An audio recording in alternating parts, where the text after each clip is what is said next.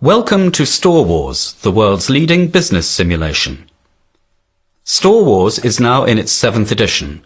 Since its launch in 1995, the course has been run in over 40 countries by hundreds of leading international manufacturing and retail businesses. Storewars is about learning by doing. During the course, you will run a multi-million-dollar business and learn the complex strategies and decisions that senior managers and directors of modern businesses worldwide have to deal with. You will learn from your good decisions, but you will also learn from your bad ones. You will be acting either as a manufacturer or a retailer, normally for a 2-year period. Each day of the 4-day simulation being 6 months in our simulated world. There are 5 teams, 2 retail and 3 manufacture. Your objective is twofold: to make your $600 million business bigger and more profitable, and to leave your company as a successful, growing concern.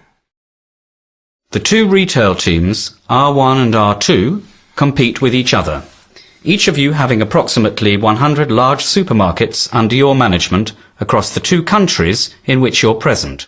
The simulation automatically creates a 3rd retailer, R3, representing a collection of smaller independent convenience stores who compete with the big chains represented by retailers 1 and 2. R3's normal market share is below 12% and shows a declining trend. However, market share may grow if the main retailers commit mistakes. R3 carries a relatively balanced assortment of brands. This may change, however, if one of the main players decides to delist a major brand. In such cases, the brand in question will substantially increase its share in R3's stores. Sales by R3 will increase when either R1 or R2 is out of stock of specific products, or R1 or R2 refuses to list a new brand.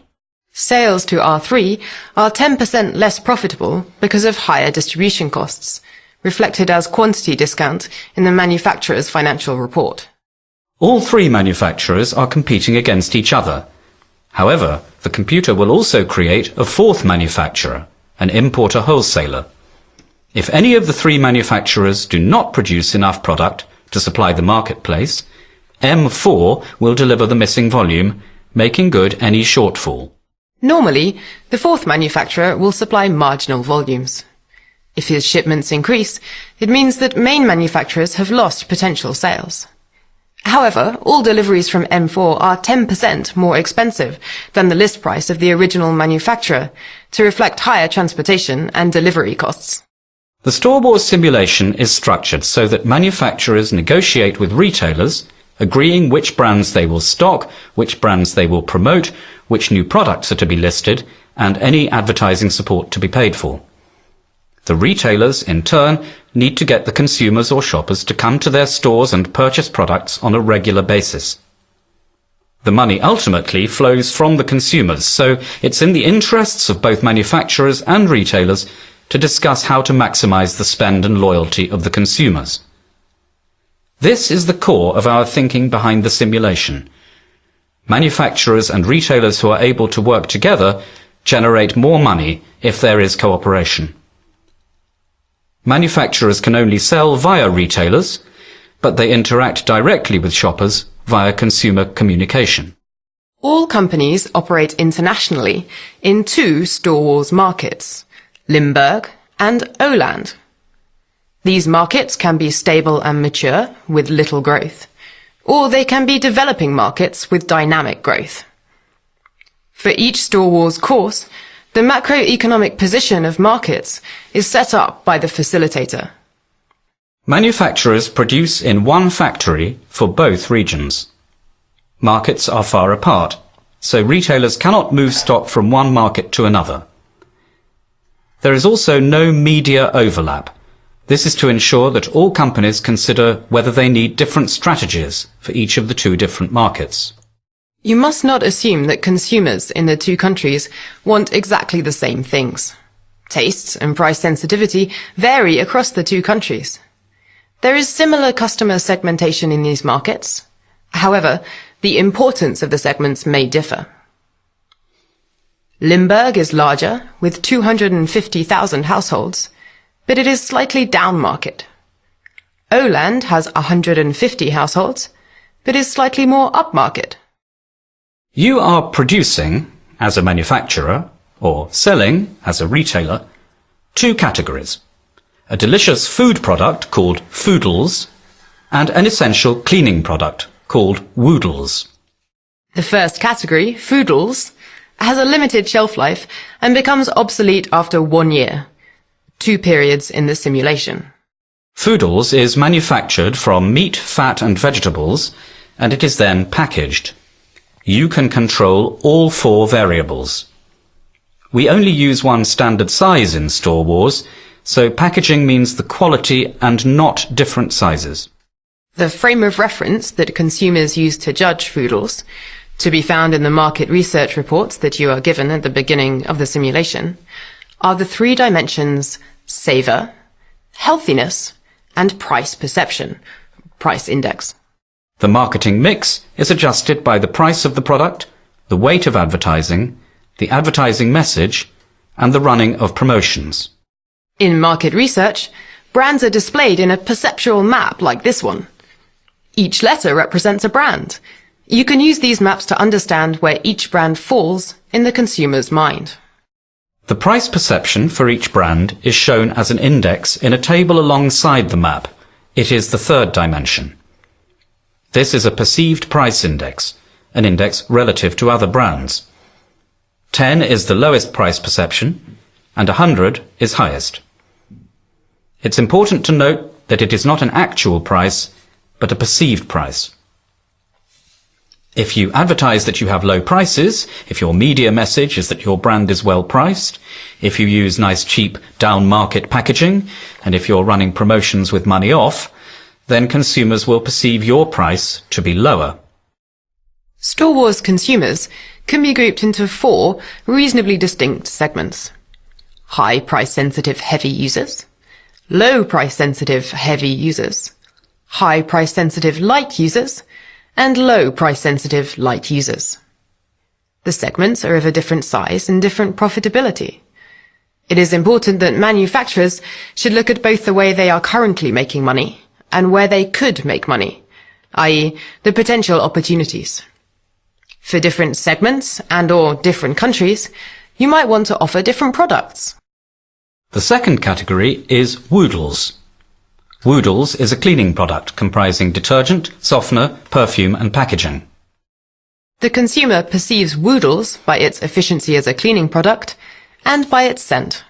All marketing mix variables are also available to influence those perceptions. Woodles' perception is different from that of foodles, as there are only 2 dimensions, efficiency and scent. Efficiency is a combination of the cleaning power of the product versus its market price. Consumers are able to gauge the cleaning power they're obtaining for each dollar spent. This implies that, everything else being constant, dropping the price will move a brand to the right or more efficient side of the map. The segmentation method chosen for woodles is a bit different from the one used for foodles. Here, a market research company has identified 4 psychographic groups in terms of their preferences and given them descriptive names: price-sensitive, normal, sensual, and cleaning freaks. The normals are buying a product that cleans and has a nice smell. The cleaning freaks are completely driven by the ability of the product to clean efficiently, and the sensuals are attracted to the smell or bouquet of the product. You need to consider whether you need a brand or number of brands for each group of consumers. Which brands currently appeal to the cleaning freaks segment? You can see that this segment is poorly served by the brands currently in the market. But does this mean that they are not currently buying anything? Not necessarily. They may be buying something close to it, but they are not particularly happy with it. You must not assume that consumers in the 2 countries want exactly the same things. Tastes and price sensitivity vary across the 2 countries. You must take these differences into account when you plan your marketing strategy for each country. We have looked at how consumers perceive foodles and woodles. But Storewars consumers are also shoppers, and they must also assess the retailers. The retailers are running a collection of large supermarkets. Each of them is the market leader in one country and number 2 in the other country. The total number of supermarkets and of customers visiting them is balanced. One function for retailers is to get as many customers as possible to shop on a regular basis in their stores and then spend as much money as possible. The basket size of their shoppers can be increased by promotions, additional marketing, new launches, and price. Retailers affect their business by the service level they decide to operate at, the number and assortment of brands they select, the prices for the brands on their shelves, the quantity and level of promotions running in their stores, the amount of advertising promoting their stores, and by their own private label strategy. From the decisions which retailers make about their own stores, consumers arrive at a price perception, a convenience perception, and a quality perception. Market research on retailer shoppers has divided shoppers into 4 segments: quality shoppers, local shoppers, price-sensitive shoppers, and finally, value shoppers. Local shoppers are clearly driven by the consumer perception of convenience, quality shoppers by quality perception, and value shoppers by the trade-off in their minds between quality versus price. Finally, price-sensitive shoppers are driven by price perception. Please note that when it comes to perception of price, lower is better. The consumer has to decide which retailer is more attractive to shop at.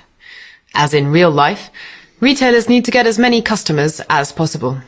Supermarkets and hypermarkets should have propositions for every separate or individual shopper group.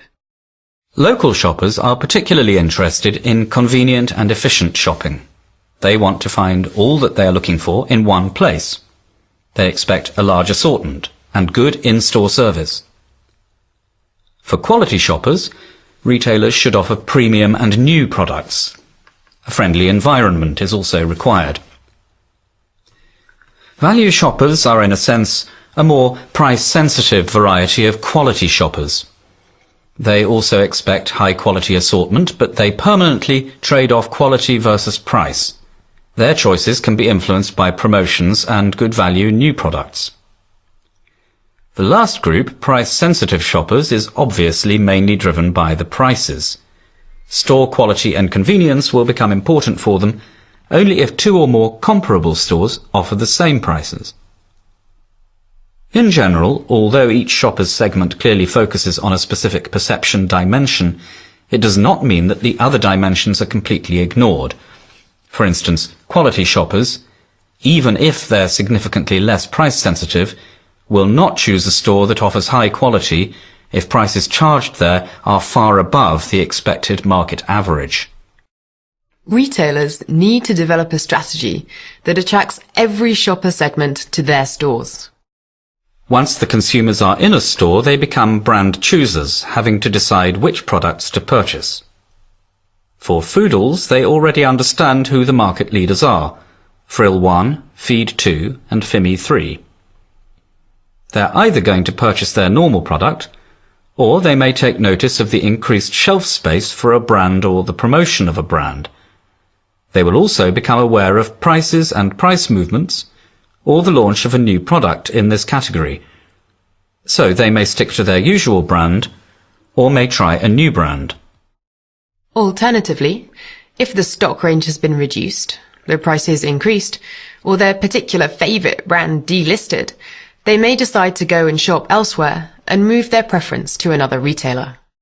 The retailer's ideal is to carry most of the brands that consumers want at good prices, introducing some new products from time to time to fill gaps appearing in consumer desires. If no alternative is attractive enough, then the purchase will be postponed to a later trip, or the consumer may look for the product in another store. This gets to the crux of the problem, the key premise on which this training is based. Why is there inherent conflict between manufacturers and retailers? Are consumers more loyal to a brand or to a store? Each decision you make covers a 6-month period for your business. If you're a manufacturer, you have an existing price list, and in every period you revise your prices for the next 6 months. So the first step to understand your business is to understand the last 6 months. Are you in profit? What does the balance sheet look like? How does each brand perform? What are the gaps in the market? Ultimately, is your company performing well? You start at the end of period 0. Results in period 1 will be determined by your first set of decisions.